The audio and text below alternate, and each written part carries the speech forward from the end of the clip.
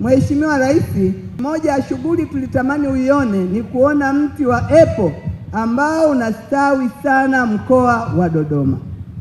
Tuliamua kusema ili mwananchi mmoja mmoja apate uchumi ni lazima awe na zao mbadala. Baada ya kuvuna mvua, ajue baada ya hapo anaweza akauza kitu gani akapata mapato mbadala ya kuendelea tena kuvusha muda mpaka tena mazao yale ya kuvuna ya mvua yatakapofika.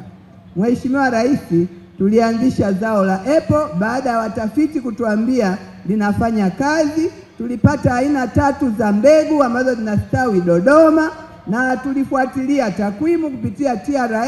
Walituambia zao la apple lina gharimu fedha za kigeni takribani bilioni 23 kuingiza mazao ya apple toka nje ya nchi, kwa sababu ndani ya nchi hakuna waliolima kama zao la biashara.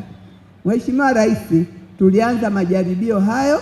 Kila wilaya ya Dodoma ina kitalu cha shamba darasa. Tulipeleka wakulima kwenda kujifunza apple. Sasa hivi tumeanza mpango wa kila kaya, tukianza na kaya maskini, kuwagawia walau miche 3 ya apple, ambapo tunaamini tutatatua mambo mengi. Mojawapo, hela za kigeni zilizokuwa zinatumika na nchi yetu kuagiza zao la apple hazitatumika tena. Apple itapatikana ndani ya nchi na fedha zile zitatumika kwa kazi nyingine kwenye nchi yetu. Lakini pili, mwananchi atakuwa na uwezo akishavuna mtama, ukienda huko vijijini huwa ni kukame. Najua umetuwekea mabwawa na visima sasa hivi ili walime mwaka mzima, lakini atakuwa na mti wa tunda anauza. Hata akiuza bei ya shamba milioni 100 tu kwa tunda moja la apple, Mheshimiwa Rais, kwa heka moja atapata milioni 27. Kwa hiyo ni zao ambalo tunaliona litawakomboa wananchi wale wanaotakiwa kuwa na kipato cha ziada wa mkoa wa Dodoma.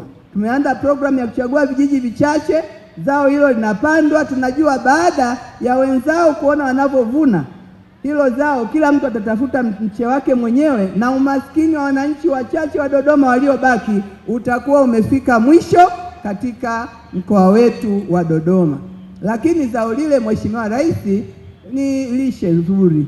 Najua tukikaa huko tukisoma mtandao nasema ukila apple na mambo mengi, pia hata afya za wananchi zitaendelea kuimarika kupitia tunda la apple. Kwa hiyo Mheshimiwa Rais, sisi hayo yote yametokana na kazi yako nzuri ambayo unatuelekeza kila siku ya ubunifu, kuongeza uchumi kwa mtu mmoja mmoja, na hapo tunajua pia mkoa wa Dodoma utakuwa tena umeongeza pato kwa mwananchi mmoja mmoja.